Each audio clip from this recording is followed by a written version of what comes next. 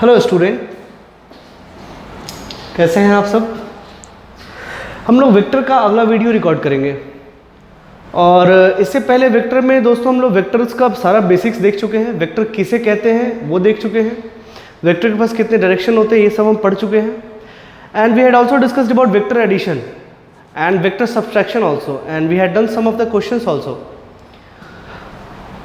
I had also given the sheets in the group. You can solve the sheets of addition of vector, and you can solve also the topic resolution of vector. You can also solve. So these topics you can solve now. Now we should move further. Friends, now we will deal with the vector multiplication. In vector multiplication, see, we have to multiply two vectors. And it is not simply the multiplication of scalars.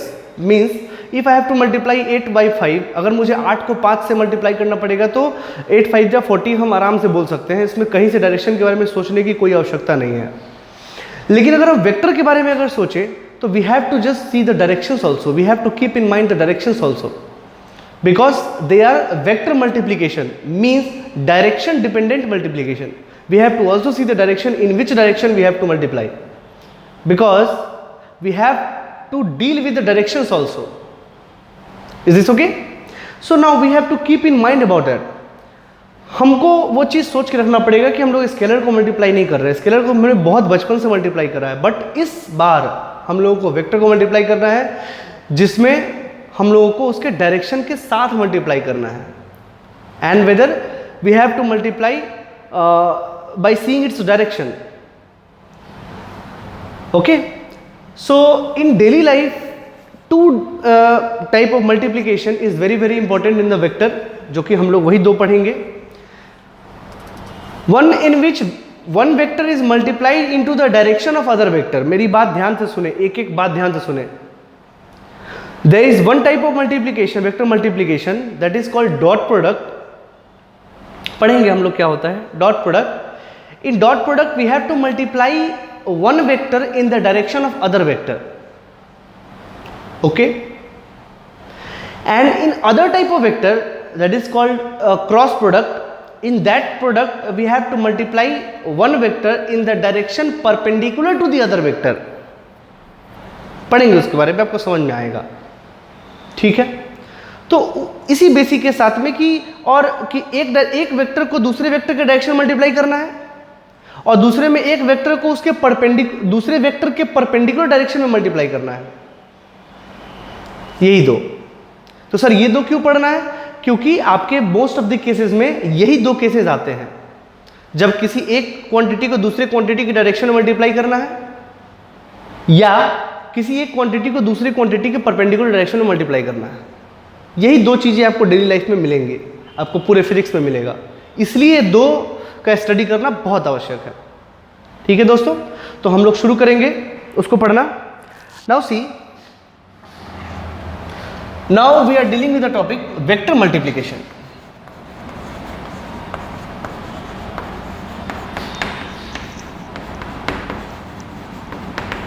Vector multiplication. Okay, in vector multiplication we have two type of multiplication, that is dot product. It is also called scalar product,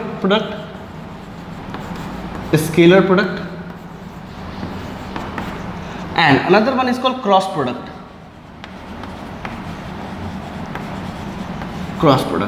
It is also called vector product.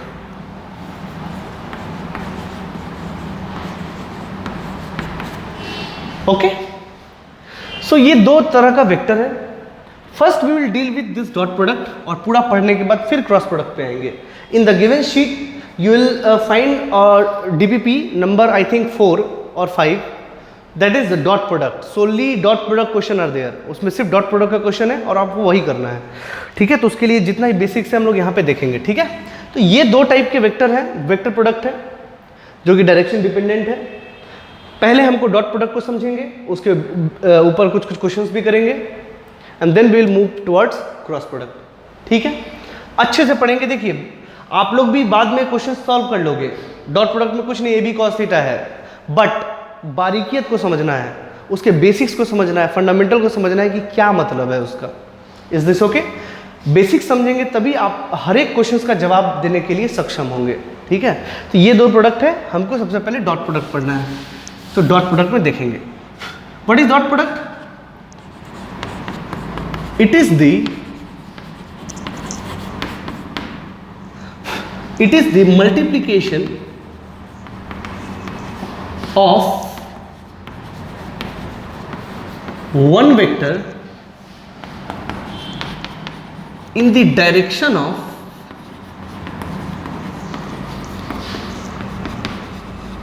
other vector। Okay, एक vector को दूसरे vector के direction में multiply करना है।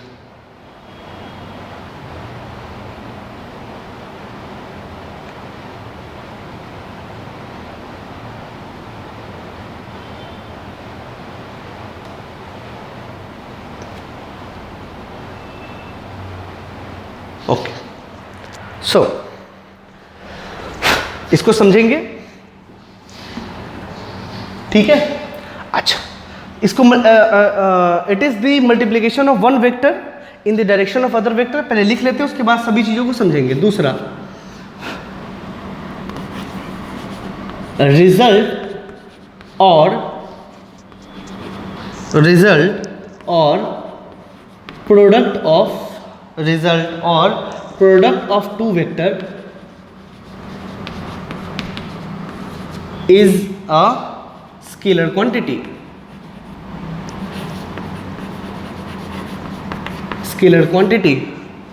And it is also called dot product scalar।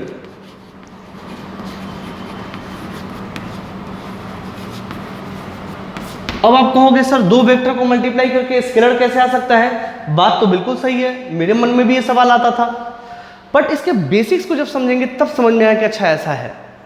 देखेंगे हम लोग, ये अलग टाइप का स्केलर है, इसको डॉट प्रोडक्ट स्केलर बोलते हैं। वो नॉर्मल स्केलर नहीं है, ये डॉट प्रोडक्ट स्केलर है, जिसके पास एक डायरेक्शन भी है। मैं बताऊंगा आपको, आगे समझेंगे, ठीक है। इसलिए इसको, that's why it is also called dot product scalar।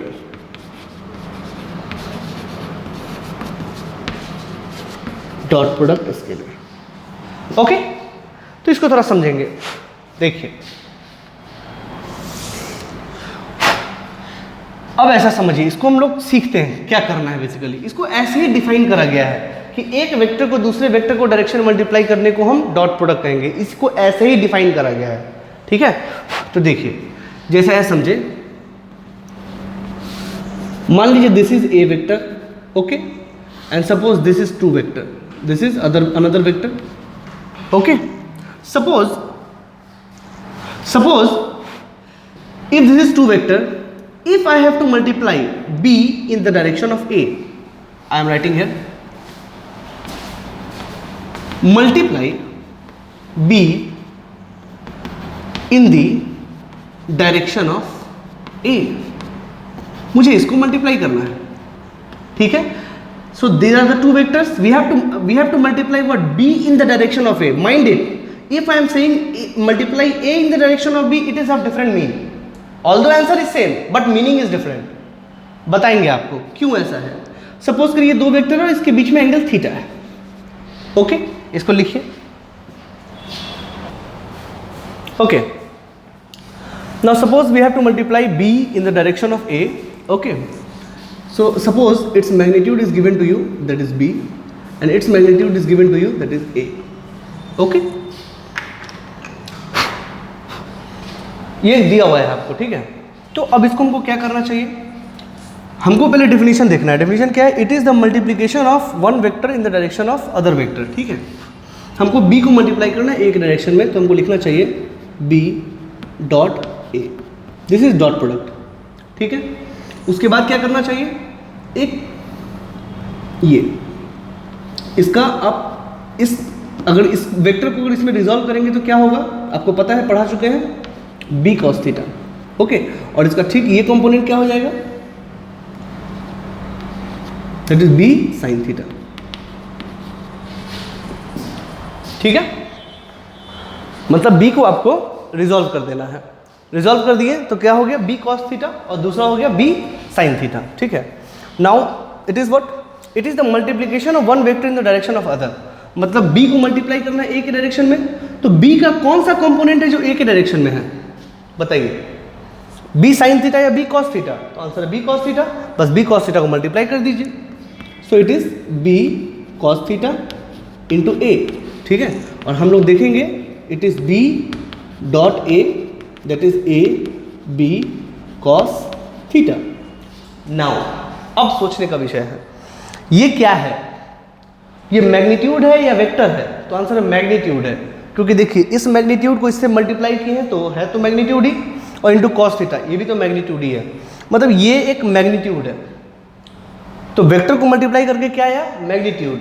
अब डायरेक्शन, अगर हम आपसे पूछे कि बताओ इस वेक्टर का जो मल्टीप्लाई किए हैं इस वेक्टर को इस वेक्टर में जो मल्टीप्लाई किए तो इसका डायरेक्शन क्या होगा, क्या आपको पता है?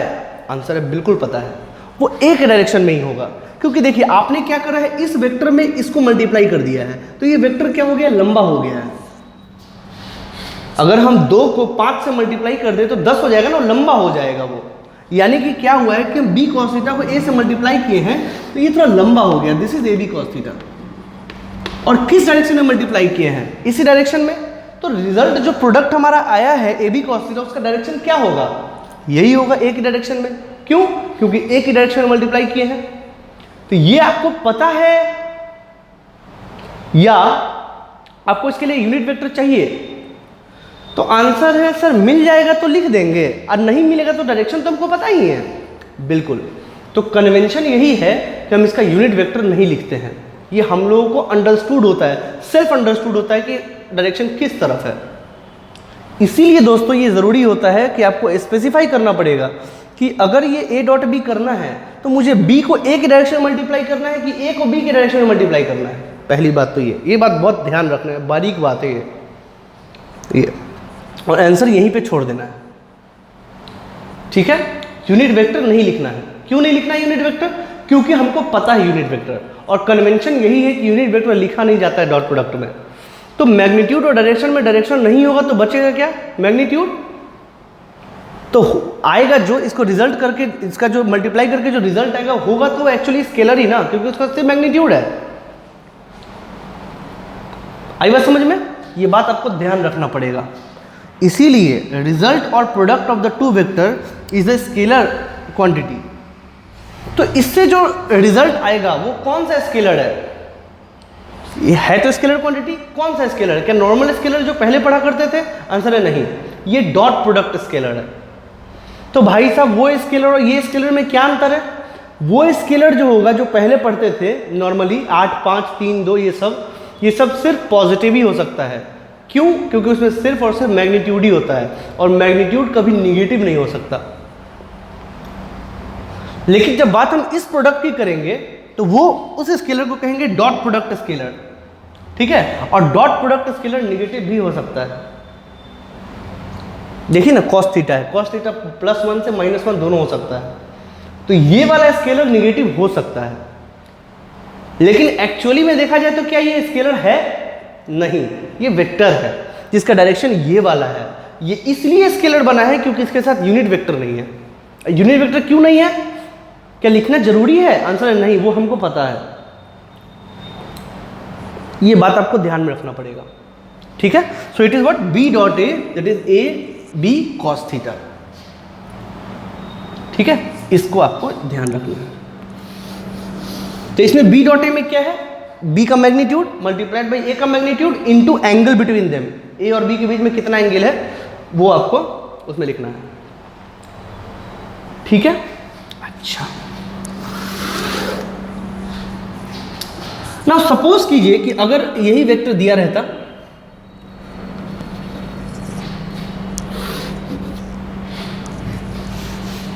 सपोज ऐसा दिया रहता, मैं इसे ड्रॉप कर देता हूं। ठीक है, इसको समझ लीजिए आप। ठीक, आप इसको लिख लीजिए वीडियो पॉज करके। चलिए अब सपोज करिए आपको दिया हुआ है multiply A in the direction of A in the direction of B, तो हमको क्या करना पड़ेगा, वही वेक्टर है,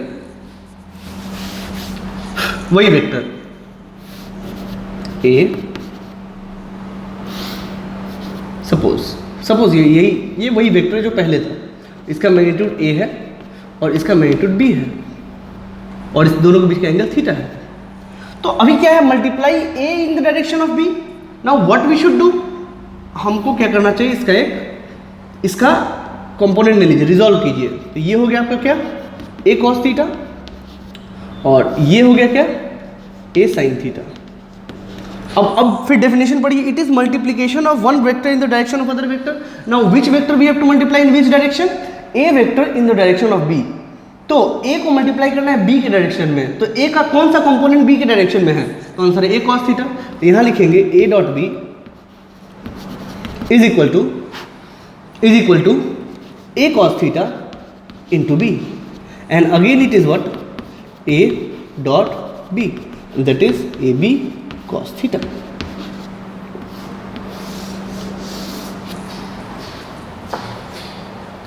सर ये तो उतना ही है, हाँ आंसर में कोई फर्क नहीं है, इसलिए मैंने बोला कि आंसर में कोई दिक्कत नहीं आएगा, बट समझने में दिक्कत आएगा।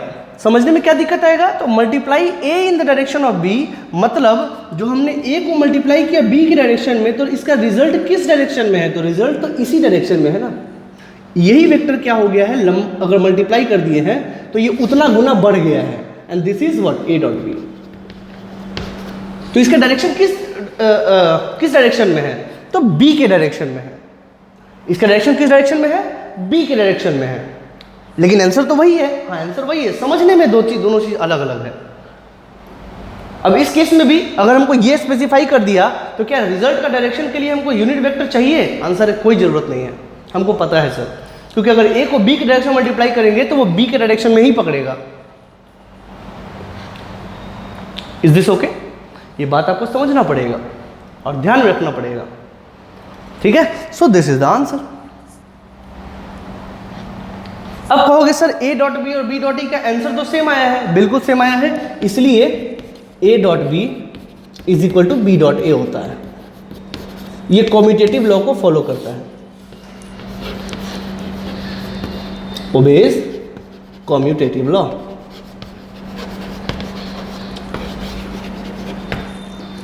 ठीक है, क्या ये भी डॉट प्रोडक्ट स्केलर है, आंसर है हाँ, देख लो। तो ये कौन सा स्केलर है, नॉर्मल वाला स्केलर की डॉट प्रोडक्ट स्केलर है, आंसर डॉट प्रोडक्ट स्केलर है। क्या इसमें डायरेक्शन नहीं है, आंसर है।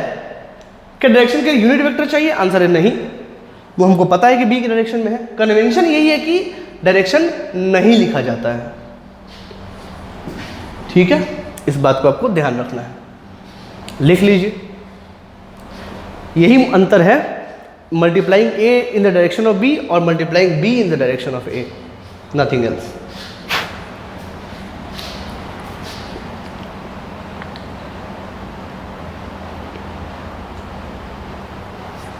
ठीक है, तो अब अगर किसी फिजिकल क्वांटिटी में, जैसे फॉर एग्जांपल, रब करें इसे, ध्यान रखिएगा, ये सब ध्यान देने वाली बातें हैं।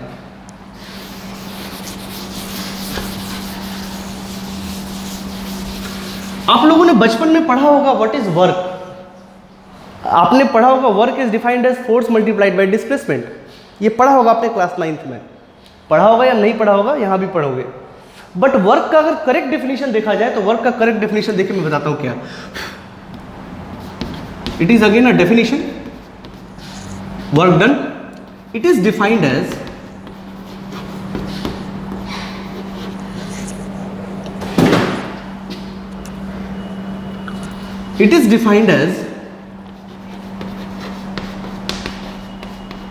multiplication of force in the multiplication of force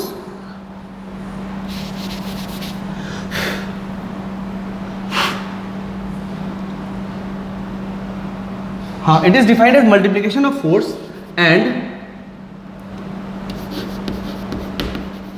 point of application, sorry, and displacement of point of application, क्या ये पूरा हो गया? आंसर है नहीं, एक चीज और लिखना है, application in the direction of displacement,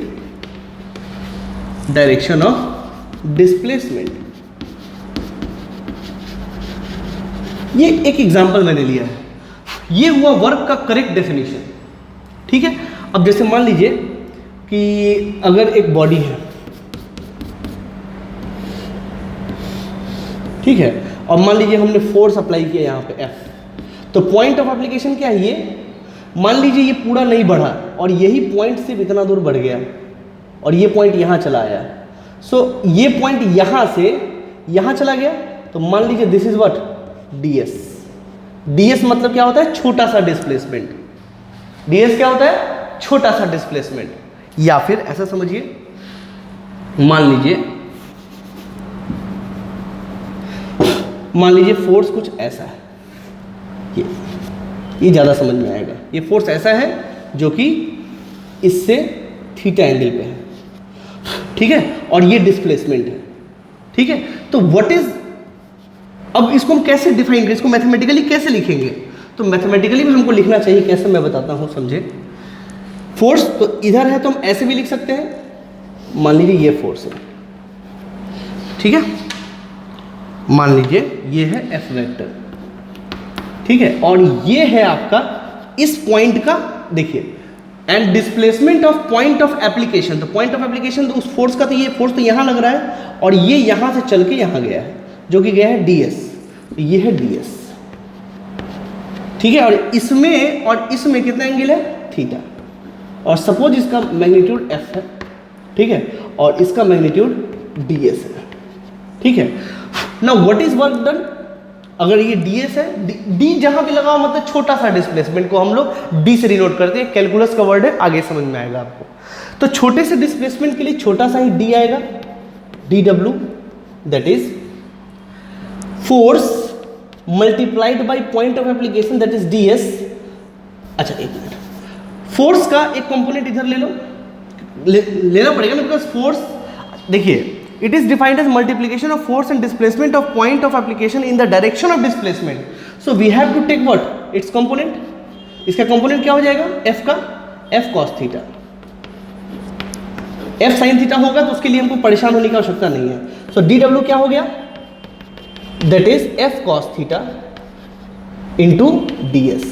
So what is dw? That is F ds cos theta. This is the actual definition of work done. ठीक है, तो अब हम आपसे पूछे कि वर्क का फिर डायरेक्शन क्या है भाई साहब? तो वर्क का डायरेक्शन ये है, डिस्प्लेसमेंट के डायरेक्शन में। मेरे से एक बच्चे ने सवाल पूछा कि सर अगर वर्क डन स्केलर क्वांटिटी है, तो अगर हम किसी ट्रॉली को अगर इधर से इधर खींच के ले आ रहे हैं, तो क्या हम बोल सकते हैं कि वर्क इधर हुआ, क्योंकि वो तो स्केलर है? आंसर है नहीं, ऐसा नहीं हो सकता। जिस डायरेक्शन में डिस्प्लेसमेंट हुआ उसी डायरेक्शन में वर्क हुआ, हमको ये बोलना पड़ेगा, और ये फील आता है इसके पूरे डेफिनेशन से। आई बात समझ में? So this is the actual definition of work done. इसको ऐसे डिफाइन किया, इसको बोलना पड़ेगा कि फोर्स को डिस्प्लेसमेंट के डायरेक्शन में मल्टीप्लाई करना है। ठीक है, लिख लीजिए इसको।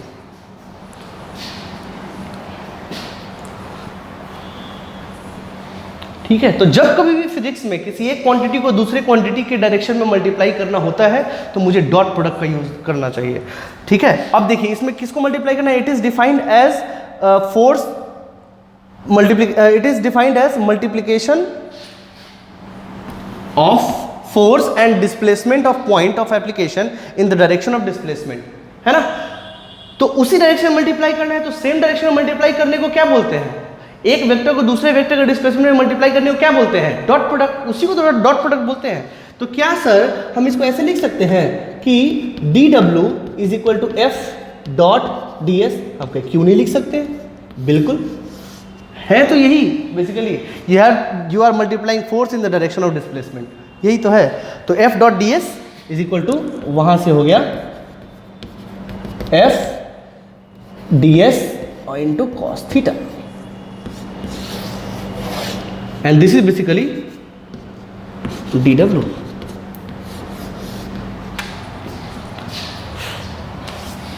ठीक है, क्यों डॉट प्रोडक्ट यूज करना पड़ा? क्योंकि डेफिनेशन ही वैसा है, we have to multiply force in the direction of displacement, तो मुझे डॉट प्रोडक्ट यूज करना है, हम ऐसे ही समझ गए।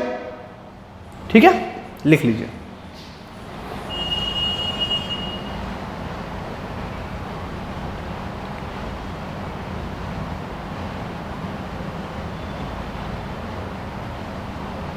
तो आई थिंक ये दोनों पॉइंट आपको समझ में आया होगा, यही बेसिक है इसका। चलिए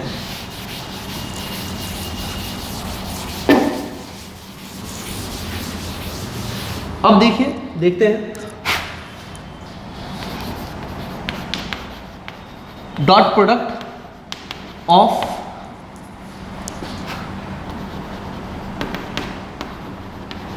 यूनिट वेक्टर्स, किसका?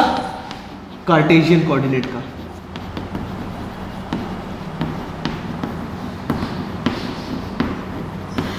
ठीक है, तो देखिए इसको कैसे करते हैं।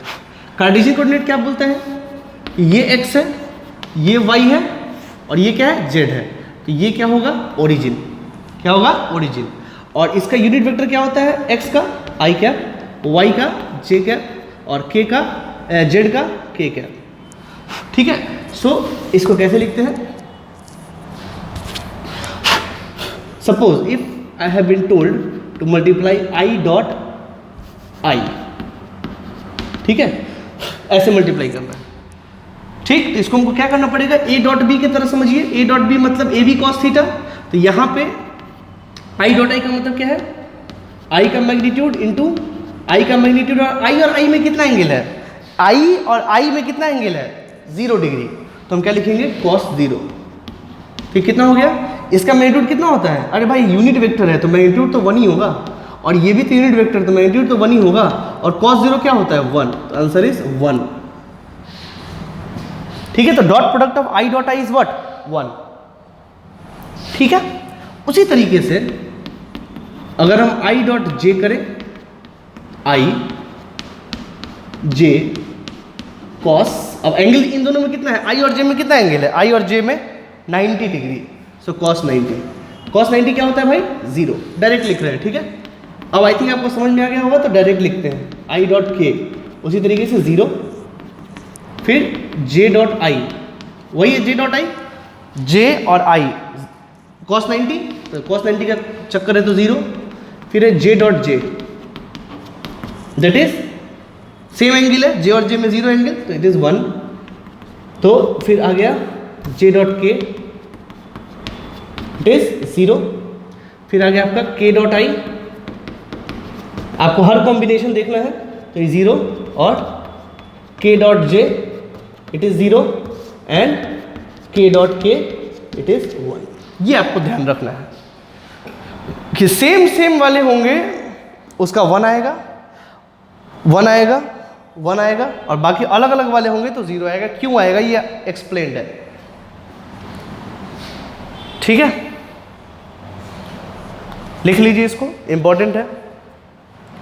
और इंपॉर्टेंट क्या है, कुछ देर के बाद आपको सब याद हो जाएगा।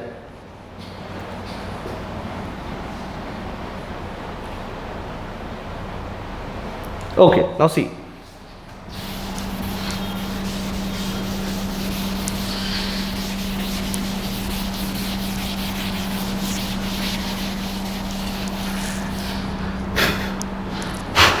ओके, सपोज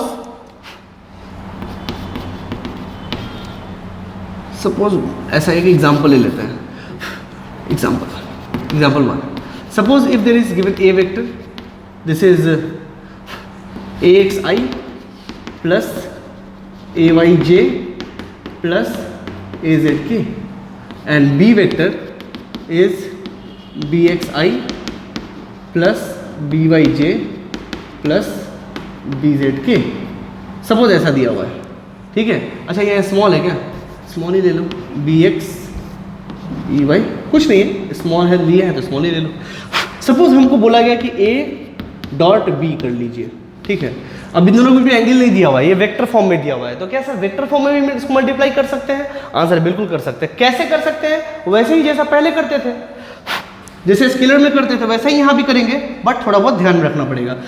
क्या ध्यान में रखना पड़ेगा? देखिए इसको लिख लीजिए, ए X I cap plus A Y J cap plus A Z K cap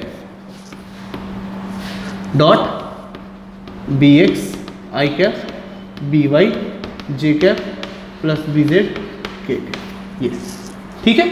अब इसको जब मल्टीप्लाई करेंगे तो ax को bx से मल्टीप्लाई करिए, ax को bx से मल्टीप्लाई करेंगे तो ax bx तो आ ही जाएगा। उसके बाद i को i से मल्टीप्लाई कीजिए, तो i को i से मल्टीप्लाई करेंगे, कौन सा मल्टीप्लाई? डॉट i, और i डॉट i का वैल्यू कितना है?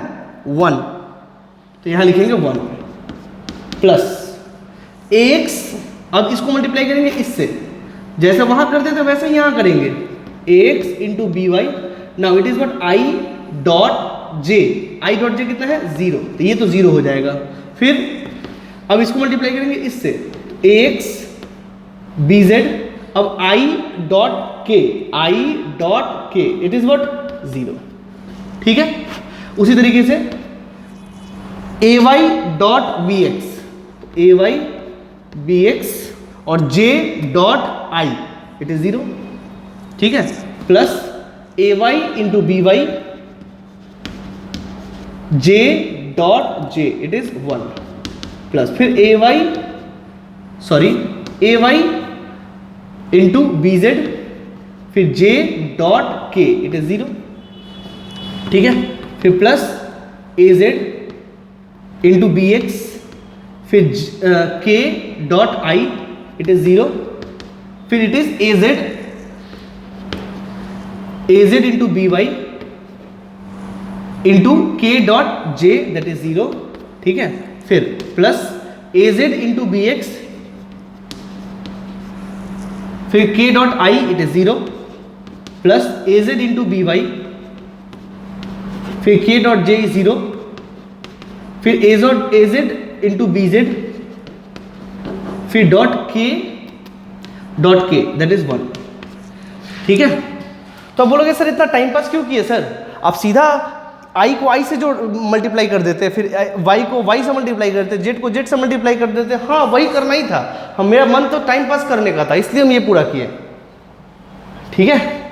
एक्चुअली आपको बता रहे हैं इसलिए वो करना पड़ा है, वरना आने वाले सवाल में हम करने वाले नहीं है। तो ये क्या हो जाएगा? तो the answer would be a dot b is nothing but ax bx plus ay by plus az bz, हो गया, यही आंसर है।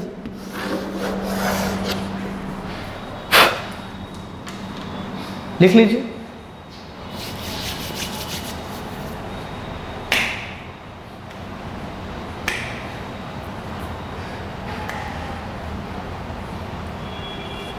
लिख लीजिए।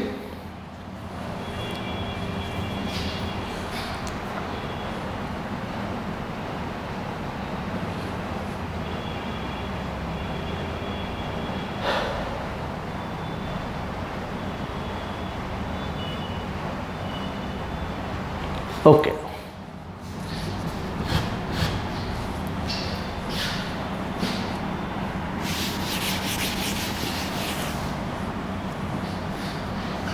ये सब आपको ध्यान रखना है, ठीक है। अब इसका एप्लीकेशन भी बहुत है, इसका एप्लीकेशन भी बहुत है।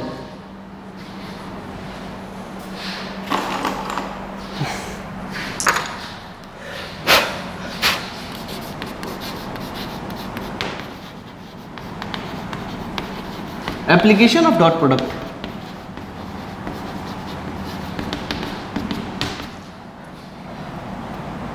इसमें पहला है आपका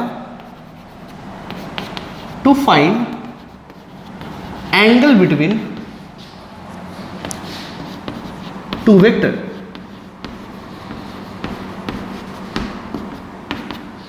एंगल बिटवीन टू वेक्टर, अगर मुझे एंगल बिटवीन टू वेक्टर्स निकालना है तो कैसे निकाल सकते हैं? ठीक है, तो इसको देखते हैं। सपोज एक इसको क्वेश्चन समझते हैं। सपोज फाइंड एंगल बिटवीन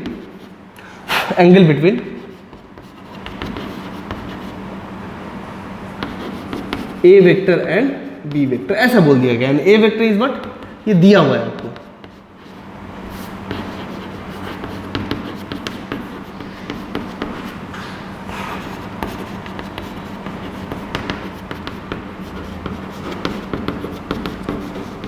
ये दिया हुआ है आपको, ठीक। आपको बोला इन दोनों में एंगल फाइंड कीजिए। The best way is to use dot product. कैसे? सबसे पहले ए डॉट बी, जो जैसे वेक्टर को मल्टीप्लाई करके, यानी कि ये डॉट ये लिख के जैसे वहां पे किए हैं वैसे ही यहां पे कर लेंगे। तो करके क्या आ जाएगा, ax bx plus ay by और plus az bz। I think ये आपको समझ में आता होगा, ठीक है। दूसरी बात, हमको तो ये भी पता है कि a डॉट बी जो होता है वो ए बी कॉस थीटा होता है, ठीक है। क्या ये और ये दोनों बराबर होंगे? आंसर है बिल्कुल बराबर होंगे। तो इसका एक्चुअली इसको लिखने का तरीका कुछ ऐसा है, ठीक है, बट हम ए और बी को मैग्नीट्यूड ही लेके चले थे, ठीक है। तो अब क्या करना चाहिए, इन दोनों का मैग्नीट्यूड निकाल लीजिए। ए का मैग्नीट्यूड है रूट अंडर, ये तो एक वेक्टर ही है, और वेक्टर का मैग्नीट्यूड निकालना तो आपको अच्छे तरीके से आता है। So it is what, X square plus A Y square plus A Z square, okay. And what is the magnitude of this, that is B X square plus B Y square plus B Z square, okay. बस अब क्या करना है, दोनों को equate कर दीजिए।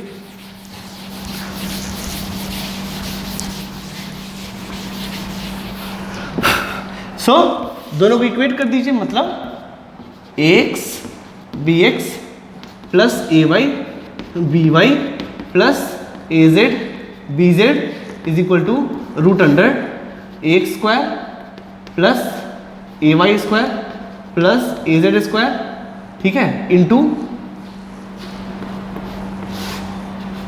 B X square plus B Y square plus B Z square into cos theta, ठीक है। तो कॉस थीटा क्या हो जाएगा, this multiplied by this divided by this and this.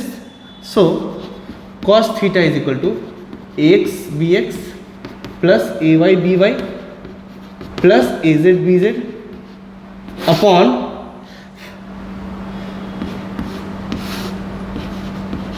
X square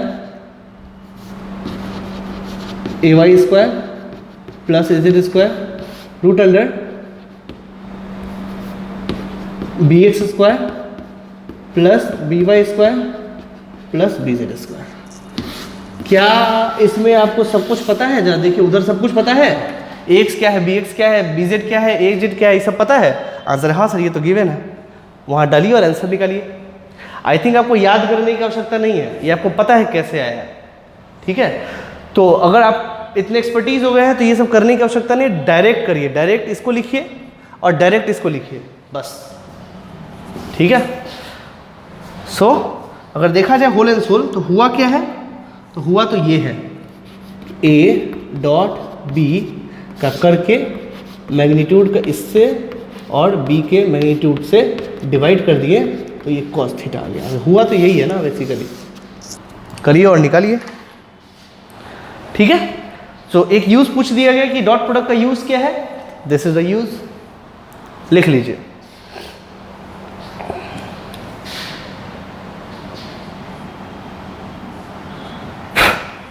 अब वीडियो पॉज करके इसको लिख लीजिए।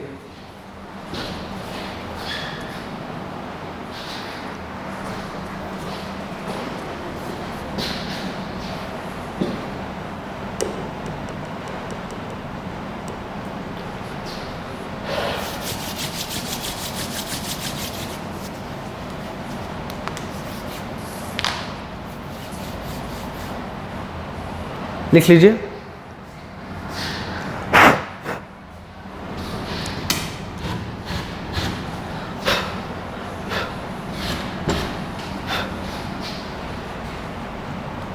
चलिए दूसरा चीज देखते हैं।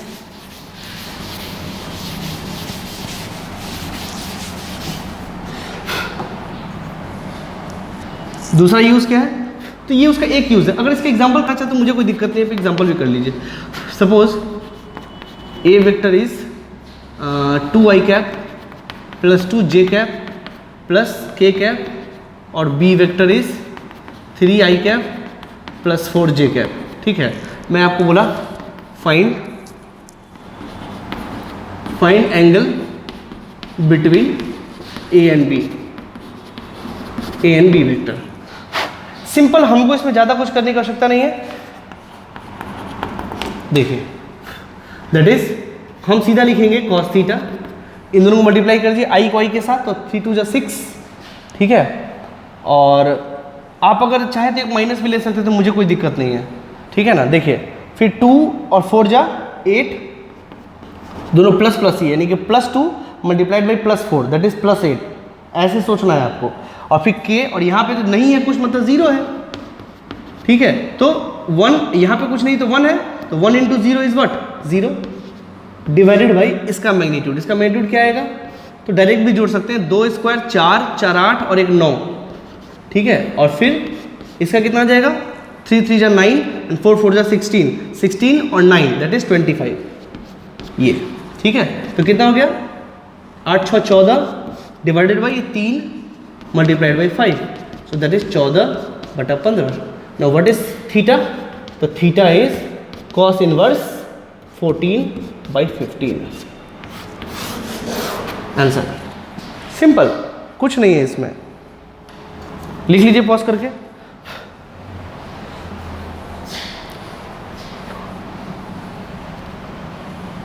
ऐसे ही छोड़ दीजिए, नहीं आ रहा है आपको कैलकुलेटर से आ जाएगा ये, बट नहीं आ रहा है तो ऐसे ही छोड़ दीजिए। Answer is clear. ठीक है, चलिए एक और मल्टीप्लाई करके देखते हैं।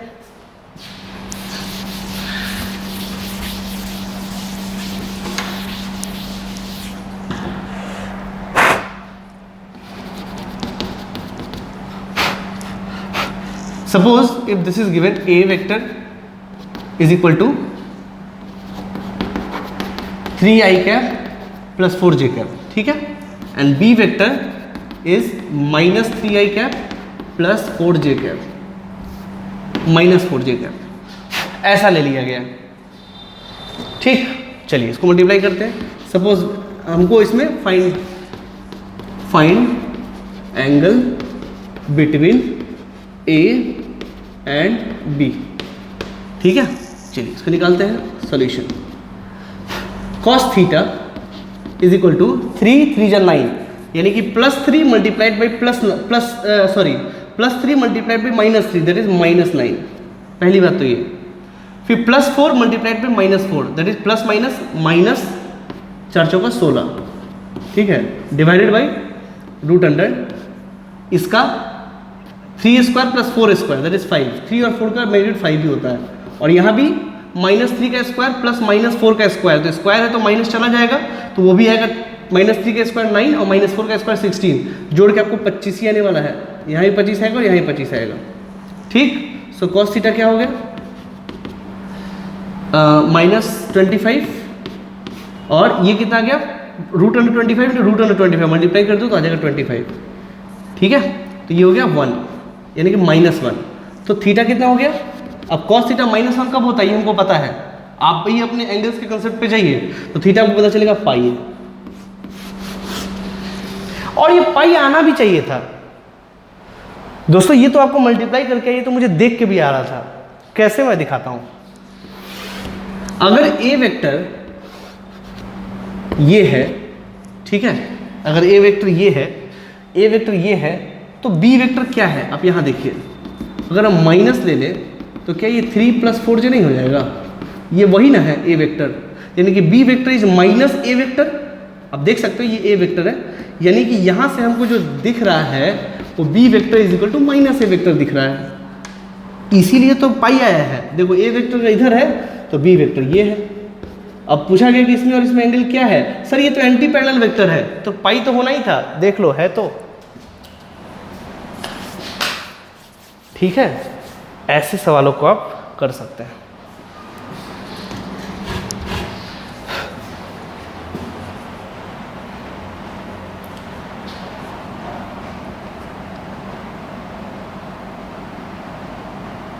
Is this okay? चलिए एक और करना है, चलिए एक और कर लीजिए, टाइम पास करना है, बस टाइम पास करते रहिए। चलिए, if A vector is 3i cap plus 4j cap, 3i cap plus 4j cap, ठीक है।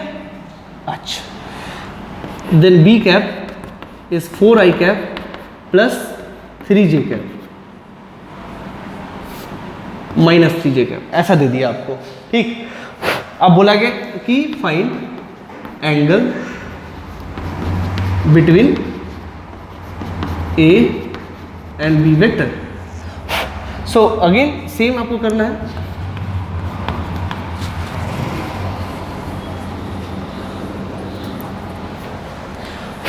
अगेन आपको करना है सॉल्यूशन में cos theta is equal to this 12 यानी कि 12 प्लस माइनस माइनस 4 3 जा 12, और इसका अगर मैग्नीट्यूड देखा जाए तो कितना होगा 5, और इसका मैग्नीट्यूड देखा जाए तो कितना होगा 5, ठीक है। तो 12 माइनस 12 दैट इज 0, ठीक है। और यहाँ पे थीटा कितना आ गया π/2, π/2, और ये आना भी चाहिए था। कैसे मैं बताऊं, समझें। अगर ये x है, ये y है, अगर ये x और ये y है, समझे,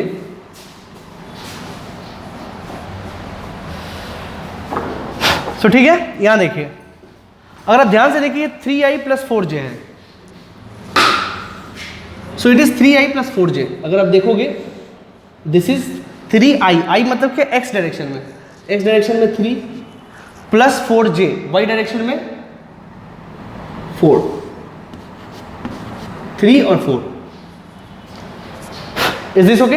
अच्छा, दूसरा देखिए 4 और माइनस 3, ठीक है ना, 4 और माइनस 3 मतलब x डायरेक्शन में कितना है 4, 4 और इसमें 3, 3, ठीक। तो इन दोनों का जो रिजल्टेंट आएगा वो है 5, इसका और इसका, यानी कि एक वेक्टर यानी कि ए वेक्टर वो कुछ ऐसा होगा, ठीक है। This is what, this is A vector, that is 4i, that is 3i plus 4j, ठीक। अच्छा, अभी एंगल कितना है, यानी कि देखा जाए तो ये 3 और ये 4 यही ना है वेक्टर ए, तो आप चाहें तो इसके रिजल्टेंट का एंगल निकाल सकते हैं। ये होगा आपका 53 डिग्री, इसके पास होगा 4 का मैग्नीट्यूड ज़्यादा इसलिए इसके पास होगा ये 37, 3 4 5 जो होता है वो एक ट्रिपलेट होता है, तो 3 से बनाएगा आपका 53 डिग्री और 4 से बनाएगा 37 डिग्री, आपको पता है। चाहे तो आप वेक्टर का tan थीटा वाला जो फॉर्मूला वो लगा के देख लीजिएगा, 53 आएगा, ठीक। तो ये हो गया आपका 53, ठीक। अब दूसरा वेक्टर जो है वो है 4i minus 3j, that is 4i minus 3j। आप उसमें देखोगे तो ये कुछ ऐसा है, तो ये बी वेक्टर, ठीक है, जो कि है 4i माइनस 3j। आप देखोगे ये जो है ये 37 आएगा, मतलब ये 4i और 3, ये कुछ ऐसा आएगा, ये 37 डिग्री आएगा। आप चाहे तो मिला लीजिएगा, अगेन 3 4 5 का है, तो ये देखिए दोनों मिला के 53 और 37 मिला के कितना आ गया 90 डिग्री। तो ये 90 था ही, मुझे पता था 90 वो आएगा, ठीक है। पहला जुगाड़। दूसरा जुगाड़, आप इन दोनों को मल्टीप्लाई करके देख सकते हो, जीरो ही होगा। 4 3 जा 12 और माइनस 4 3 जा 12, 12 माइनस 12 0। देखो a डॉट बी अगर 0 आ रहा है तो ये 3 केस हो सकता है, क्या, इसका मैग्नीट्यूड, b का मैग्नीट्यूड और cos थीटा। तो 3 पॉसिबिलिटी हो सकते हैं a डॉट बी 0 आने का, या तो ये a 0 हो, या तो b का मैग्नीट्यूड 0 हो, या तो cos थीटा 0 होगा, ठीक। तो a का मैग्नीट्यूड तो 5 है और b का मैग्नीट्यूड 5 है, मतलब ना ही ये 0 है ना ही ये 0 है, यानी कि और आंसर तो 0 आ रहा है, मतलब 0 कौन है, ये वाला, और cos थीटा 0 है मतलब थीटा 90 डिग्री है। ये आपको समय के साथ समझ में आ जाएगा, ठीक है। तो इसको देख लीजिए, अब चाहे तो ऐसे कर लीजिए, चाहे तो वैसे कर लीजिए, ठीक है। तो ये दोस्तों आपको समझ के चलना है, ठीक। चलिए एक और चीज देखते हैं। मान लीजिए A vector is equal to -3i -4j और B vector is equal to 2i + 2j + k, ऐसा कुछ आ गया, ठीक। मुझे बोला गया फाइंड a डॉट बी, ठीक है। तो इसका सोल्यूशन क्या हो जाएगा, सिंपल सी बात है। a डॉट बी के लिए हमको ज़्यादा लिखने की आवश्यकता नहीं है, हम जानते हैं। -3 × -2 that is -6, -4 × -4 + 2, -3 × +2 that is -6, -4 × +2 that is -8, और यहाँ पे तो 0 है ना, कुछ नहीं है मतलब 0, लिखने की आवश्यकता नहीं है, अभी पढ़ा रहे हैं इसलिए समझा रहे हैं। 0 × एनीथिंग इज 0। कितना गया ये डॉट बी, -14। देखिए क्या ये माइनस के साथ आया कि नहीं आया, ये माइनस के साथ आया कि नहीं आया, लेकिन मैग्नीट्यूड तो कभी माइनस नहीं हो सकता ना, बट यहाँ तो आया ना। तो आंसर है सर वो नॉर्मल स्केलर के साथ होता है, बट ये जो है वो डॉट प्रोडक्ट स्केलर है सर।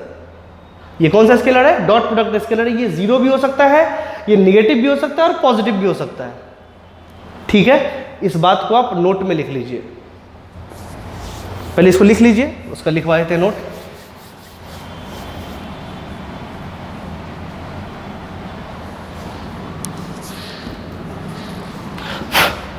आप वीडियो पॉज करिए और पॉज करके लिखिए।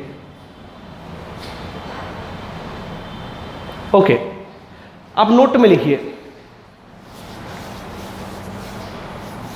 Normal scalars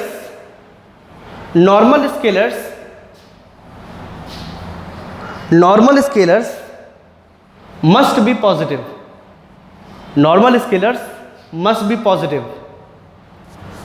for example mass, time etcetera. Mass कभी निगेटिव सुना है कि -2 kg चीनी दीजिए, -5 kg आम दीजिए, ऐसा कभी सुना है हो? ऐसा होता ही नहीं है। ये सब नॉर्मल स्केलर्स है। मास, टाइम, स्पीड भी कभी निगेटिव नहीं हो सकता। स्पीड व्हाट, मैग्नीट्यूड, है ना। तो these are what normal magnitudes, normal scalars. वो कभी भी निगेटिव नहीं हो सकता, वो हमेशा पॉजिटिव ही होगा। लिख लीजिए। दूसरा पॉइंट लिखिए, डॉट प्रोडक्ट स्केलर्स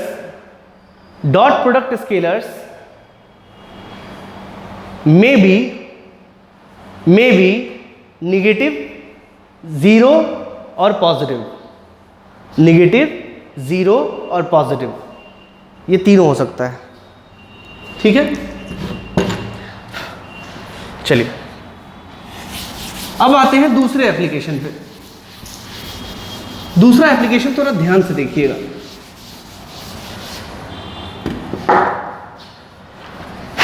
देखना है और समझना भी है, ऐसा मतलब ऐसा नहीं कि सिर्फ देखते रहिए।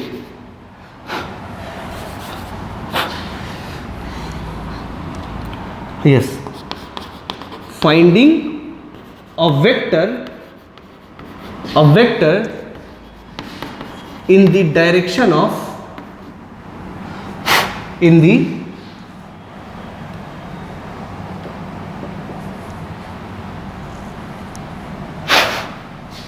ऐसा कर लीजिए, एक minute.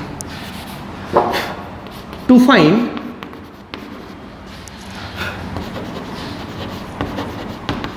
magnitude of a vector in the direction of other vector।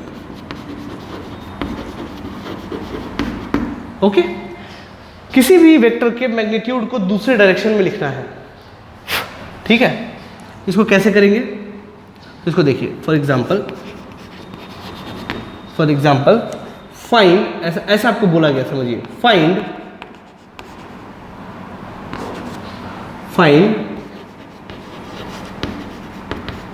Magnitude of A vector in the direction of B vector. Suppose ऐसा बोल दिया गया, तो आप क्या करोगे? अब जो बात करेंगे उसको थोड़ा समझिएगा। जैसे सपोज कर लीजिए ये ए वेक्टर है, सपोज ऐसा समझ लीजिए, this is A vector, this is B vector, okay, it's angle is given is theta, ठीक है, ठीक है। तो आप ऐसा भी कर सकते हो, इसका मैग्नीट्यूड निकाल लीजिए और थीटा से मल्टीप्लाई कर दीजिए, बट वो भी करने की जरूरत नहीं है। सपोज आपको थीटा नहीं दिया होता तो क्या करते, तो हम बताते हैं आपको, समझिए। आपको करना ये है, सबसे पहले बात समझना है कि ए वेक्टर का ये कंपोनेंट जो होगा उसको हम लोग बोलेंगे ए पैरेलल, ठीक, ए पैरेलल, और इसका जो ये कंपोनेंट होगा उसको बोलेंगे बी पैरेलल, सॉरी ए परपेंडिकुलर। ए का बी के डायरेक्शन में जो वेक्टर आएगा उसको बोलेंगे ए पैरेलल वेक्टर, और इससे जो परपेंडिकुलर आएगा वो होगा ए परपेंडिकुलर वेक्टर। ये दोनों बात आपको याद रखना है, मेरी बात ध्यान से सुनिए, ये आपको याद रखना है।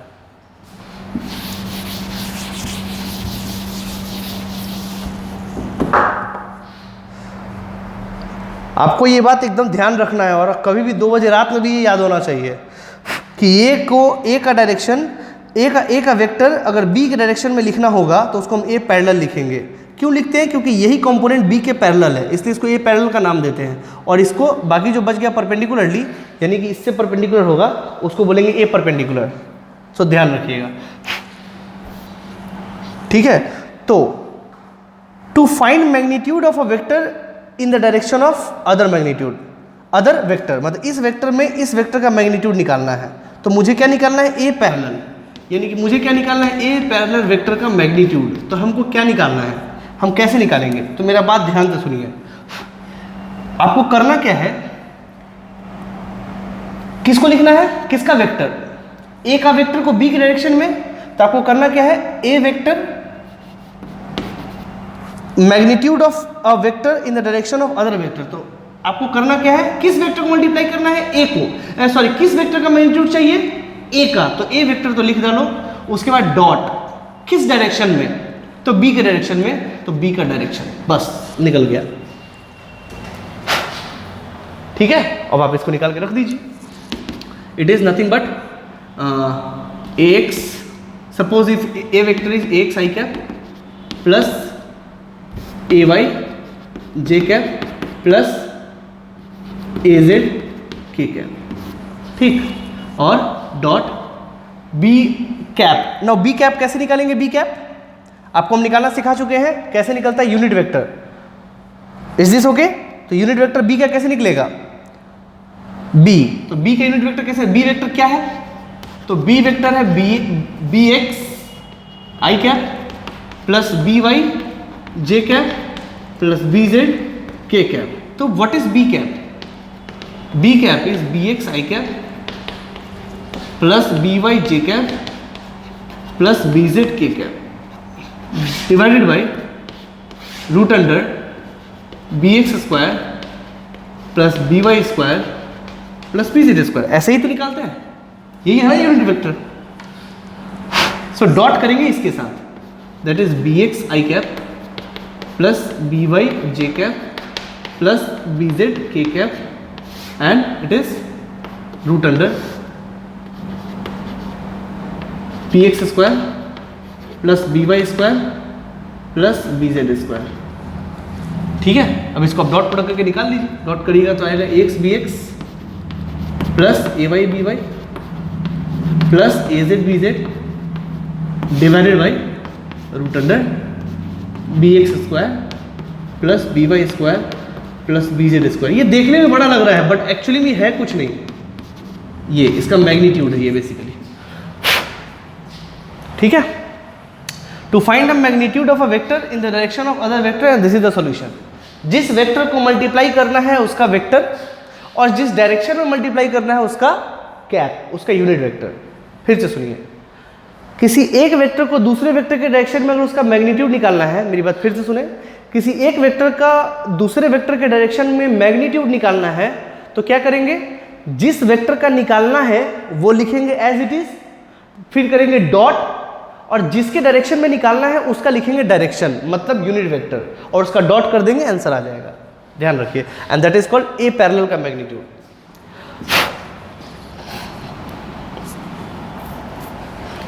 अभी आपको ए पैरेलल और ए परपेंडिकुलर आपको समझ में आ गया होगा, आई थिंक सो।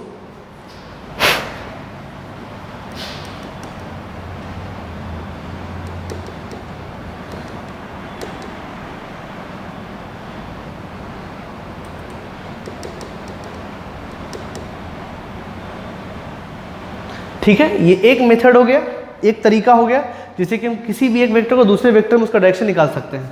ठीक है, और आप पहले से भी ऐसा ही करते थे। अगर आप ध्यान से देखो, मान लीजिए ये ए वेक्टर है, ठीक, और ये एक्स और ये वाई, मान लीजिए इस प्लेन में वेक्टर है।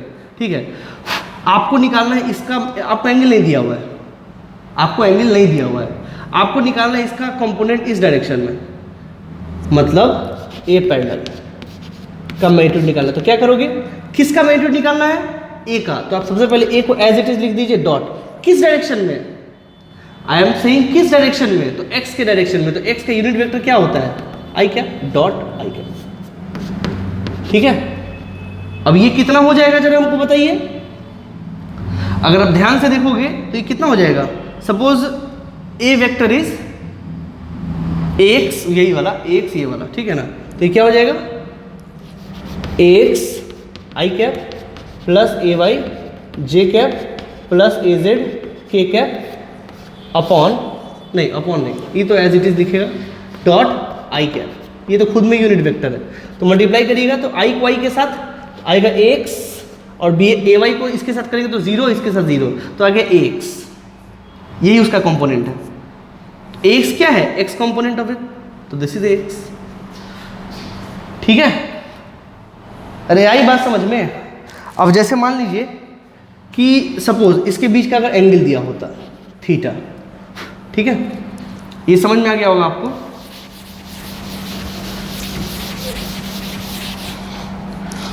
ये समझ में आ गया होगा आपको। तो अगर हम करें ए पैरेलल, सर अगर हम इसको ये लिख दें ए डॉट आई कैप, तो सही है, हाँ यही तो है।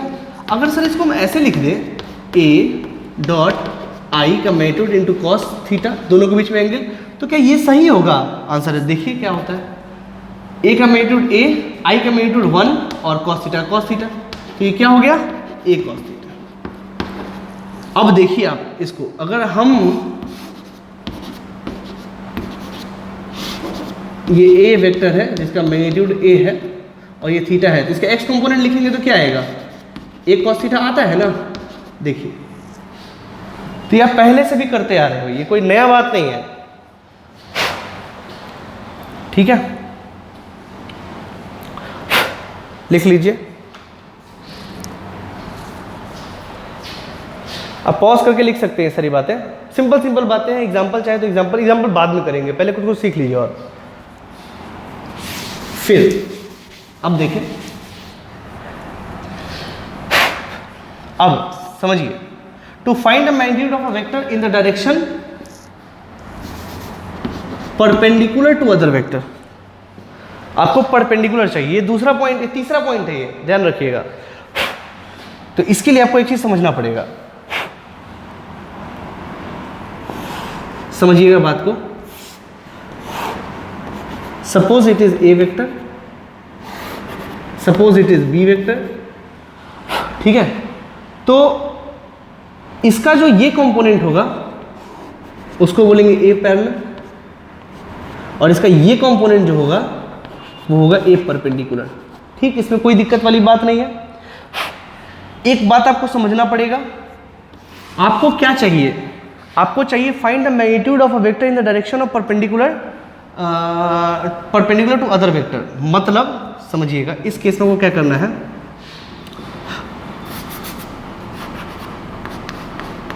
फाइंड ए परपेंडिकुलर मैग्नीट्यूड, यही है ना बेसिकली। ये देखिए, it is what, A perpendicular is what, magnitude of this vector in the direction perpendicular to the other vector. इसके परपेंडिकुलर है ये वेक्टर, अब मुझे इसका मैग्नीट्यूड चाहिए, मुझे इसका मैग्नीट्यूड चाहिए, मतलब मुझे क्या चाहिए, ये चाहिए। तो कैसे निकालेंगे, लॉजिक तो वही है। सबसे पहली बात, हमको चाहिए ए परपेंडिकुलर का मैग्नीट्यूड। किसका चाहिए, तो ए का चाहिए, तो ए का वेक्टर एज इट इज। अब किस डायरेक्शन में चाहिए, किस डायरेक्शन में चाहिए, बी के डायरेक्शन में चाहिए या उसके परपेंडिकुलर डायरेक्शन में चाहिए।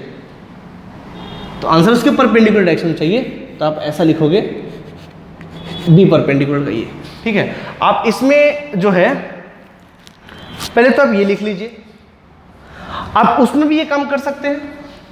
अगर हमको ए पैरेलल लिखना है तो बेटर होगा कि आप इसको ऐसे ही लिखें, ए डॉट बी पैरेलल का यूनिट वेक्टर, मतलब बी के डायरेक्शन का यूनिट वेक्टर। वही ये मैंने पैरेलल दिखाया है, मतलब उसी के डायरेक्शन का, ताकि आपको समझ में आए सारी बातें। ये अब सवाल ये है कि सर बी पैरेलल तो हम निकाल लेते थे, क्यों? क्योंकि सर बी दिया हुआ है, तो बी पैरेलल निकालने में अगर बी दिया हुआ है, अगर हमको बी दिया हुआ है, suppose it is B X I cap plus B Y J cap plus B Z K cap, अगर हमको ये दिया हुआ है और अगर हमसे पूछे कि बी पैरेलल का यूनिट वेक्टर क्या होगा, तो इसमें कोई बहुत बड़ी बात नहीं है, वो जैसा पहले निकालते थे वैसे ही करना है, plus B Y J plus B Z K और divided by root under B X square plus B Y square plus B Z square, हम ऐसे कर देंगे और हमें कहीं से कोई दिक्कत नहीं आने वाला। लेकिन बी परपेंडिकुलर सब कैसे निकाले? अगर आपसे पूछा जाए कि बी ये कैसे निकाले, ये कैसे निकालोगे, इसको निकालने का भी एक तरीका है, इसके लिए आपको थोड़ा सा समझना पड़ेगा।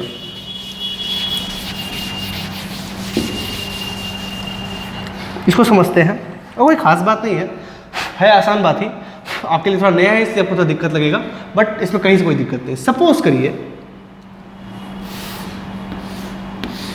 It is X it is Y, ठीक, if this is A vector, ठीक, suppose if it is theta, इसका ये कंपोनेंट क्या हो जाएगा, ए कॉस थीटा, और ये कंपोनेंट क्या हो जाएगा, ए साइन थीटा, ठीक। अगर मुझे वेक्टर फॉर्म में लिखना है तो मुझे क्या लिखना पड़ेगा, मुझे लिखना पड़ेगा ए कॉस थीटा आई कैप और प्लस ए साइन थीटा जे कैप, लिखना पड़ेगा ना। आई में कितना है ए कॉस थीटा और वाई में कितना है, मतलब जे में कितना है ए साइन थीटा, मेरा वेक्टर कंप्लीट। कभी आपने ये सोचा कि बीच में प्लस क्यों डालते हैं, ये तो लिख दिए, बीच में प्लस ही क्यों डालते हैं, तो प्लस इसलिए डालते हैं, मेरा बात समझे, ये ए साइन थीटा को हम यहां ऐसे भी डिनोट कर सकते हैं,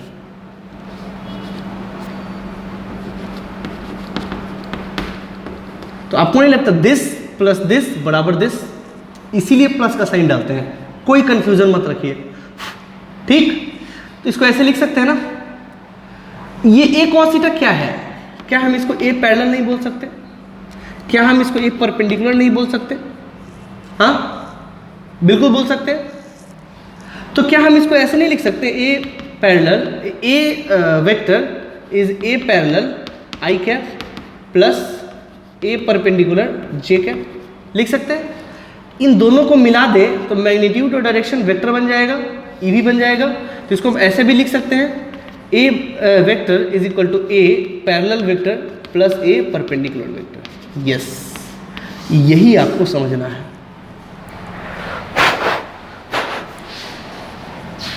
यही आपको समझना था,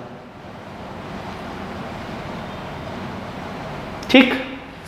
ये कि ए वेक्टर जो होता है वो ए पैरेलल वेक्टर और ए परपेंडिकुलर वेक्टर का सम होता है। ये किस डायरेक्शन में है, तो जनरली अभी हमने एक्स में लिया है, इसलिए this is A vector, this is A vector, ठीक है। And vectorially we can write A vector is A parallel vector plus A perpendicular vector. बात समझ लीजिए पहले, इन बातों को पूरा का पूरा समझ लीजिए अच्छे से और लिख लीजिए इसको, एग्जाम्पल करेंगे क्लियर हो जाएगा।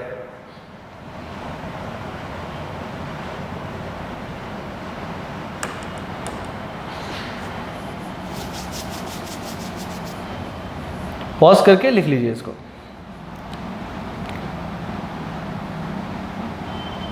हम सारा कुछ इसमें समझा देते हैं, देखिए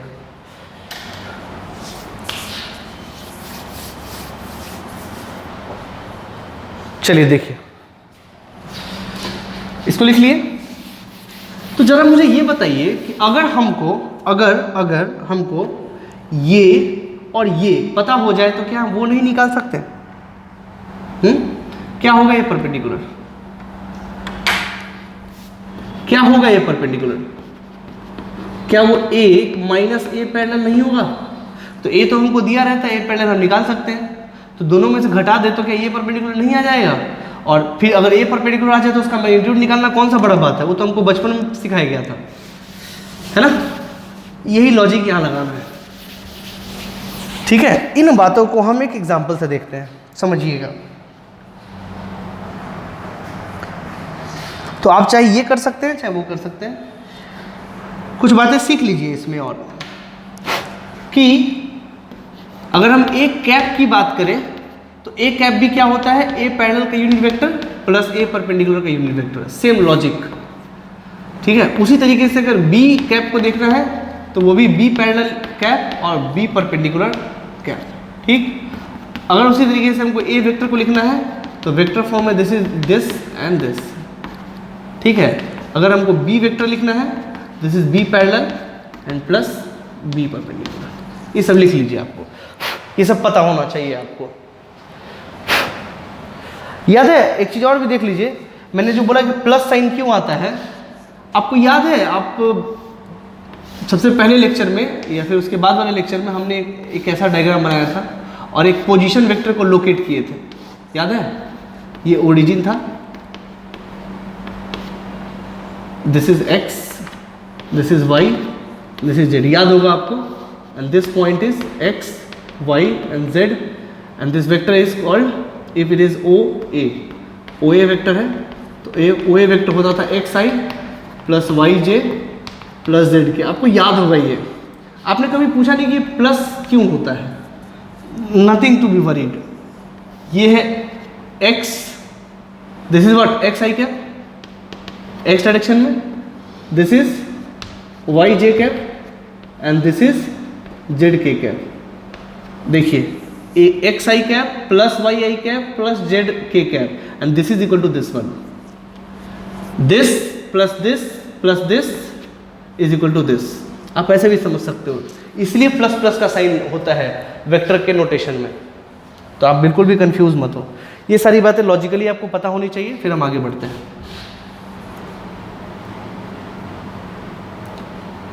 ठीक है। चलिए आप पॉज करके सब कुछ लिख लीजिए। नाउ सपोज एक एग्जांपल लेके करते हैं, if A vector is equal to 2i cap plus 2j cap plus k cap. ऐसे क्यों लेते हैं बार बार ये? क्योंकि इसका मैग्नीट्यूड 3 आता है और कोई खास बात नहीं है। This is 3i plus 4j, मान लीजिए ऐसा कुछ आ गया, ठीक। मुझे सीधा बोला गया फाइंड, देखिएगा, फाइंड ए पैरेलल ए परपेंडिकुलर, वही वेक्टर फॉर्म में, ठीक। और क्योंकि अगर वेक्टर फॉर्म में आ गया तो मैग्नीट्यूड निकालना कोई बहुत बड़ी बात नहीं है। B parallel and B perpendicular, समझ लीजिए, ये आपको निकालना है। कैसे निकालेंगे समझिएगा। इसके क्वेश्चंस भी आपके सीट्स में अवेलेबल है, आप करिएगा, सीख लीजिए इसको। सॉल्यूशन, ए पैरेलल मतलब क्या है? ए पैरेलल क्या है? तो ए पैरेलल का मैग्नीट्यूड, ए पैरेलल का मैग्नीट्यूड और डायरेक्शन, क्यों? क्योंकि वेक्टर फॉर्म में हमको लिखना है। अभी हमको स्केलर नहीं चाहिए, मुझे वेक्टर चाहिए, तो ये हमको आता है निकालना, और प्लस किसका डायरेक्शन हमको लगाना है। अगर हमको वेक्टर फॉर्म में लिखना है तो मुझे मैग्नीट्यूड और डायरेक्शन दोनों देना पड़ेगा। तो यूनिट वेक्टर किसका लगाएंगे, ए का कि बी का? तो ए पैरेलल का मतलब क्या है, पहले तो ये बताइए। ए पैरेलल का मतलब है multiplication of A in the direction of B. तो मुझे डायरेक्शन किसका लेना है, बी का कि ए का? आंसर है बी का, तो इट इज बी कैप। कोई डॉट नहीं देना यहाँ पे, क्योंकि मैग्नीट्यूड नहीं निकालना है हमको वेक्टर निकालना है, ठीक। तो चलिए इसको कर लेते हैं। अगर ध्यान से देखा जाए ए पैरेलल का मैग्नीट्यूड क्या आता है, तो हम निकालना जानते हैं कि ए का वेक्टर लेंगे और बी का यूनिट वेक्टर से डॉट प्रोडक्ट निकाल देंगे तो मैग्नीट्यूड निकल जाएगा। अभी भी तो निकाला, तो निकालिए। That is 2i cap plus 2j cap plus k cap और dot B, that is 3/5i cap plus 4/5j cap. आप निकाल लीजिएगा, तो कितना गया ये इसका मैग्नीट्यूड? दैट इज 2 3 जा 6, 3 2 6, 6/5 प्लस 4 2 जा 8, 8/5 और k वाला तो है ही नहीं, तो 0 हो जाएगा। 4 2 8 बाई, हाँ ठीक, और ये 0 6, हाँ ठीक। तो ये कितना आ गया 814/5। ये क्या है, ए पैरेलल का मैग्नीट्यूड है, लेकिन मुझे क्या चाहिए वेक्टर फॉर्म में, तो वेक्टर फॉर्म में निकाल लीजिए।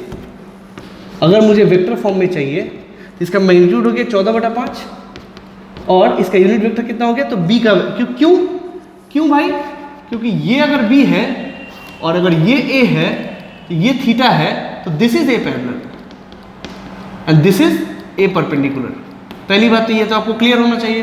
तो ए पैरेलल किस डायरेक्शन में है, तो b के डायरेक्शन में, तो क्या हम b का यूनिट वेक्टर यूज कर सकते हैं, क्यों नहीं यूज कर सकते हैं, है तो डायरेक्शन वही, तो दैट इज b कैप। तो what is b cap, that is 3/5 i cap plus 4/5 j cap. ठीक, तो ये कितना हो गया 14 तिया 42, यस 14 3 42/5 5 25 i कैप प्लस 14 चौका 56/25 j कैप। ये हो गया आपका ए परपेंडिकुलर, ये हो गया आपका ए परपेंडिकुलर। ऐसे करना पड़ेगा आपको, ठीक है, ठीक है। आई थिंक आपको ये सब समझ में आ गया होगा, इसे तो लिख लिया होगा।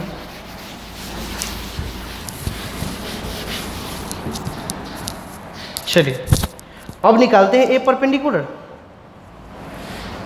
अब ए परपेंडिकुलर निकालना है तो यहां निकाल देते हैं, वो सीधा निकलेगा, कुछ नहीं करना, हमको पता है A parallel plus A perpendicular is equal to A vector. ठीक है, तो A perpendicular is nothing but A vector minus A parallel vector.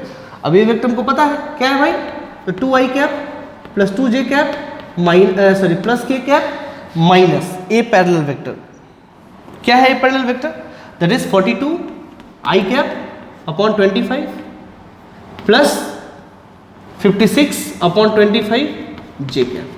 ये माइनस करना है, ठीक है, तो माइनस कर दीजिए, डायरेक्ट माइनस करें। i, अब एक बात, i वाले को j के साथ माइनस मत कर देना, x वाले को x में ही जोड़ घटा सकते हैं, y वाले को y में ही जोड़ घटा सकते हैं, z वाले को z में ही जोड़ घटा सकते हैं, x को y के साथ मत कर देना जोड़, ठीक है।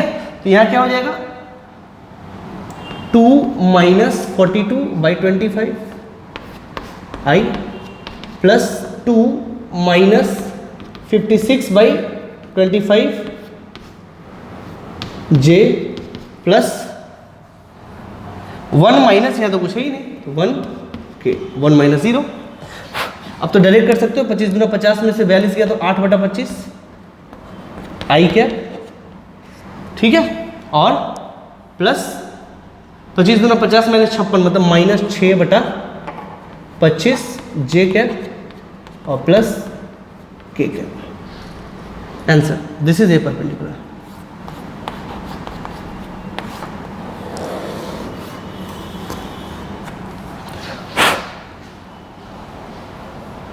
दिस इज ओके, निकाल लीजिए।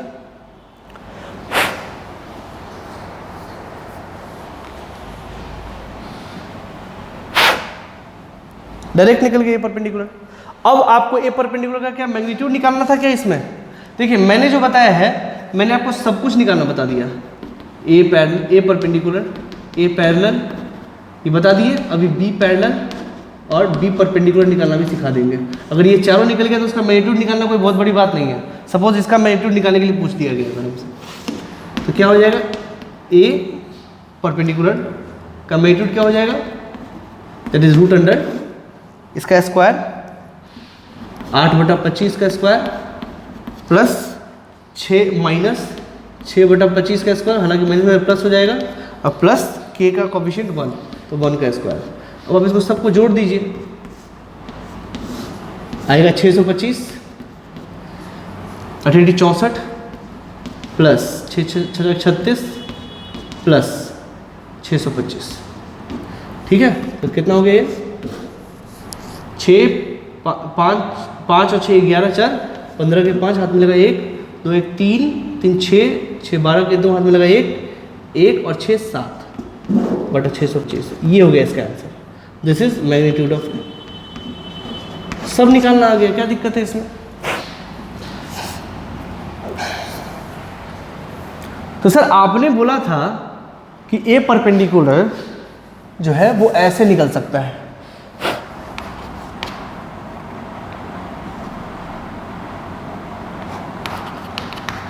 This A vector dot B का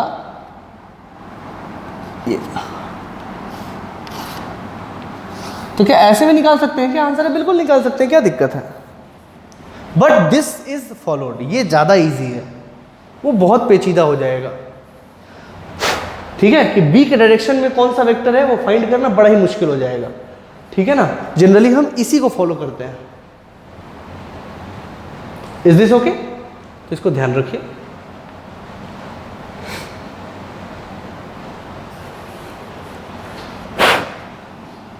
ठीक है,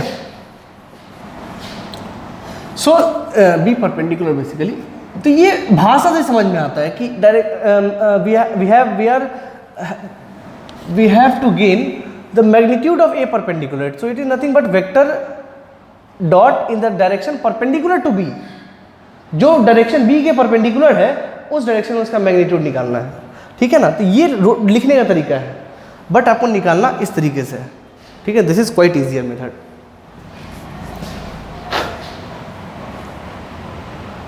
तो इस तरीके से निकालते हैं। सपोज नाउ अब दूसरा काम करते हैं, बी पैरेलल और बी परपेंडिकुलर निकालते हैं। वीडियो पॉज करके लिख लीजिए इसको, आई थिंक आपको समझ में आया हो।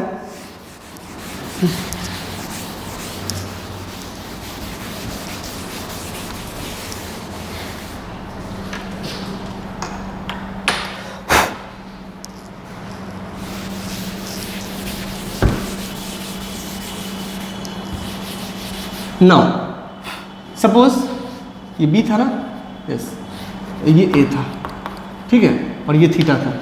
Now if I want B parallel, इसका क्या मतलब है? इसका क्या मतलब है? मल्टीप्लीकेशन ऑफ बी, ये वेक्टर किस डायरेक्शन में चाहिए? Vector B is in the direction of ए।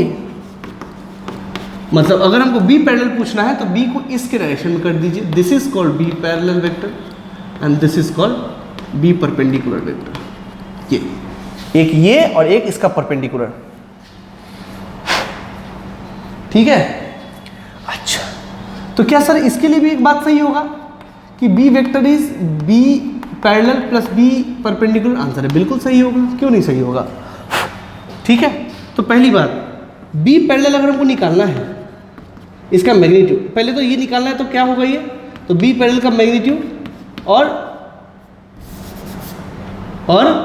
किसका यूनिट वेक्टर किस डायरेक्शन में है? बी पैरेलल एक डायरेक्शन में है, तो ए का यूनिट वेक्टर। ठीक है, तो पहले हमको तो ये निकालना पड़ेगा इसका मैग्नीट्यूड। कैसे निकालेंगे? तो बी का वेक्टर लेंगे और किसके डायरेक्शन में? डॉट प्रोडक्ट किसके साथ करेंगे? ए के साथ, दिस इज ए कैप। ठीक है, तो बी पैरेलल का मैग्नीट्यूड क्या हो जाएगा? B vector is how much? 3i cap plus 4j cap dot इसका unit vector that is 2/3 i cap. अब 3 होता है उसका मैग्नीट्यूड देख लीजिएगा, j cap plus 1/3 k cap. ठीक है, सो क्या हो जाएगा ये? 3 into 2 that is 6/3। हाँ, 6/3 i कैप कट जाए, काट दीजिएगा, plus 4 into 2 that is 8/3 j cap, अब प्लस बाकी तो 0 है, सॉरी ये नहीं होगा, ये तो आई डॉट प्रोडक्ट है ना, डॉट प्रोडक्ट में यूनिट वेक्टर नहीं लिखते। अब इसको जोड़ दीजिए, कितना हो गया ये? 8 6 14/3, 14/3। ठीक है, अब इसका वेक्टर निकाल लेते हैं। तो अगर हमको इसका वेक्टर चाहिए तो मैग्नीट्यूड कितना है? 14/3। और किसका यूनिट वेक्टर लगाना है? ए का डायरेक्ट मल्टीप्लिकेशन कर दीजिए, that is 2/3 i cap plus 2/3 j cap plus 1/3 k cap. ठीक है, तो कितना हो गया? 14 दूना 28/9 i कैप प्लस 14 दूना 28 बटा 9 जे कैप प्लस 14 बटा 9 के कैप। ये हो गया आपका बी परपेंडिकुलर। ठीक है, अगर आपको चाहिए बी परपेंडिकुलर, ये है बी पैरेलल, अगर आपको बी परपेंडिकुलर चाहिए तो same logic, it is nothing but B minus B parallel. तो now how much B vector is, तो B vector is 3i cap plus 4j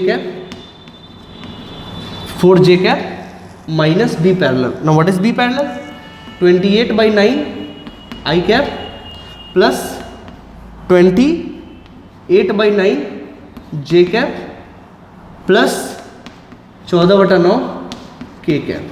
अब इसको घटाइए, आई को आई से डायरेक्ट करते हैं, 9 3 27, 27 में से 28 किया तो -1/9 आई कैप।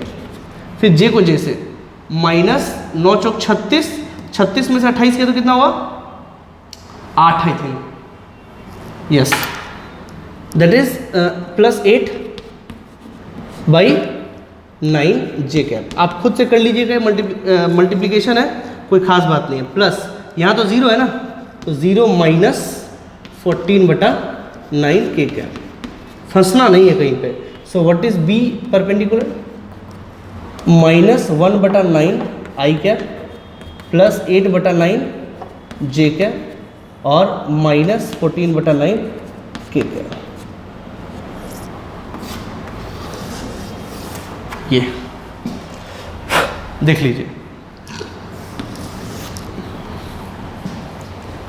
सब आपके सामने है, देख लीजिए। अब इसका अगर मान लो मैग्नीट्यूड निकालना है तो कौन सा बड़ा बात है, रूट करिए, इसका स्क्वायर प्लस इसका स्क्वायर प्लस इसका स्क्वायर करिए, निकाल लीजिए, हो गया मैग्नीट्यूड निकल गया। और क्या, सिंपल बातें क्या है। ठीक है दोस्तों, तो ये बात आपको समझ आनी चाहिए।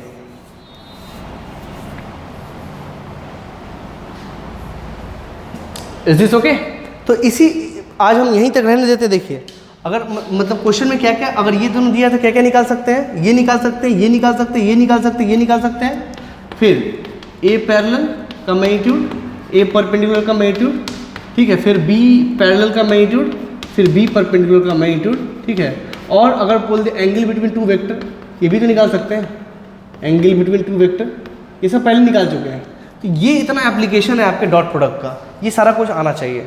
ठीक है, तो किसी एक वेक्टर को दूसरे वेक्टर के डायरेक्शन में उसका मैग्नीट्यूड निकालना है तो क्या डॉट प्रोडक्ट का यूज कर सकते हैं? बिल्कुल कर सकते हैं। करना क्या होता है, जिस वेक्टर का निकालना है वो वेक्टर, उसको डॉट कर देते हैं, जिस डायरेक्शन में हमको उसका मैग्नीट्यूड निकालना है उस डायरेक्शन का यूनिट वेक्टर से मल्टीप्लाई डॉट प्रोडक्ट निकाल देते हैं, तो उसका उस डायरेक्शन में मैग्नीट्यूड आ जाता है। ठीक है, उसके बाद अगर हमको एक वेक्टर का दूसरे डायरेक्शन में वेक्टर चाहिए, यानी कि ए पैरेलल, अगर ए वेक्टर का बी के डायरेक्शन में अगर हमको उसका वेक्टर फॉर्म चाहिए, यानी कि ए पैरेलल चाहिए तो निकाल सकते हैं, परपेंडिकुलर चाहिए तो निकाल सकते हैं, दोनों का मैग्नीट्यूड निकाल सकते हैं। या बी का ए के डायरेक्शन में मैग्नीट्यूड चाहिए तो निकाल सकते हैं, या बी यानी कि बी पैरेलल का मैग्नीट्यूड निकाल सकते हैं, बी पैरेलल को वेक्टर फॉर्म में लिख सकते हैं, या बी परपेंडिकुलर का मैग्नीट्यूड निकाल सकते हैं और बी परपेंडिकुलर का को वेक्टर फॉर्म में भी लिखा जा सकता है। इतना चीज़ हम लोग आज सीख गए।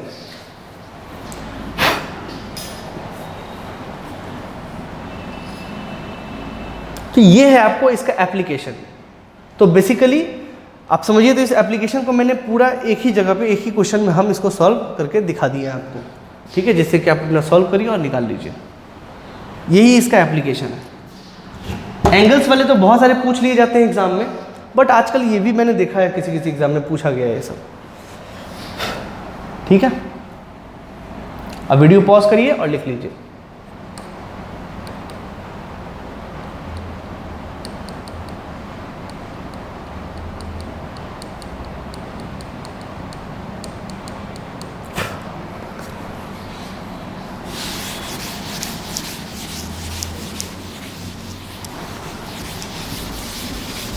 चलिए लास्ट में एक चीज और देख लीजिए। सपोज यहां पे दिया हुआ है multiply A vector in the direction of B vector and write the result in vector form. Suppose ऐसा आपको बोल दिया गया, अगर हमको चाहिए, हालांकि अगर नहीं बोला है तो मुझे उसके वेक्टर फॉर्म का कोई आवश्यकता नहीं है, क्योंकि डॉट प्रोडक्ट करके हमको एक स्केलर ही आता है, उसको वेक्टर फॉर्म में लिखना कन्वेंशन नहीं है, नहीं लिखते हैं, उसको स्केलर प्रोडक्ट ही बोलते हैं। लेकिन अगर बोल दिया गया कि हमको वेक्टर फॉर्म में चाहिए तो क्या निकाल सकते हैं क्या? आंसर बिल्कुल निकाल सकते हैं। देखिए कैसे, suppose if it is A vector, if it is B vector, now what I have to multiply, I have to multiply this vector in the direction of B, A in the direction of B, ठीक है। सो आप इसका आप ये ले लीजिए, मान लीजिए इसका जो मैग्नीट्यूड है वो ए है और इसका मैग्नीट्यूड जो है वो है बी है। So this is A cos theta, A cos theta and this is what, A sine theta. A sine theta वाले से हमको कोई लेना देना नहीं है, ठीक है। Now suppose C is what, A dot B, देखो इसके ऊपर वेक्टर नहीं है, तो एक्चुअली में सी हो क्या जाएगा, A B cos theta. Conventionally यही इतना ही दूर मेरा आंसर है, ठीक है। लेकिन बोला गया है कि हमको वेक्टर फॉर्म में चाहिए, मतलब जो सी चाहिए वो हमको वेक्टर फॉर्म में चाहिए। तो इसके लिए क्या लेना पड़ेगा, एक तो इसका मैग्नीट्यूड लेना पड़ेगा और दूसरा इसका यूनिट वेक्टर लेना पड़ेगा, ठीक। कैसे निकालेंगे, लॉजिक से। देखिए सबसे पहले सी वेक्टर अगर लिखना है तो पहले तो लिख दीजिए ए बी कॉस थीटा, ठीक है। और अगर यूनिट वेक्टर की बात करें तो किसका डायरेक्शन, यानी कि ए को किस डायरेक्शन मल्टीप्लाई किया गया है, तो आंसर है बी के डायरेक्शन में। तो इस सी कैप की जगह क्या लिखेंगे, बी कैप। अगर हमको बोला गया है तो हमको ये लिखना चाहिए, but conventionally it is not right. Conventionally बस यहीं तक करके छोड़ दिया जाता है और बाकी हम लोग खुद अंडरस्टूड हो जाते हैं कि किस डायरेक्शन में। बट अगर बोल दिया गया रिप्रेजेंट करने के लिए तो this is the representation. Is this okay? So today I had explain each and everything about dot product. Dot product से आप क्या क्या कर सकते हैं, उसका क्या क्या एप्लीकेशन है, क्या है बेसिकली वो भी हमने देखा यहाँ पे, ठीक है। तो इसके बेसिस पे दोस्तों आप लोग कई सारे क्वेश्चन कर सकते हैं DPPs के। आई थिंक वो DPP 4 है जिसमें डॉट प्रोडक्ट आपको निकालना होगा। डॉट प्रोडक्ट के बेसिस पे बहुत सारे सवाल हैं और काफ़ी अच्छे अच्छे सवाल हैं, उसको आप करिए, ठीक है। नेक्स्ट टाइम में हम लोग क्रॉस प्रोडक्ट पढ़ेंगे, ठीक है, और क्रॉस प्रोडक्ट के एप्लीकेशन देखेंगे and then after will go for triple product. Triple product में भी 2 है, उसमें मुश्किल से 10 मिनट का समय लगता है, उसके बाद वेक्टर आपका फिनिश हो जाएगा, ठीक है। तो इस पर मेहनत करिए। Next time will start about cross product. Thank you.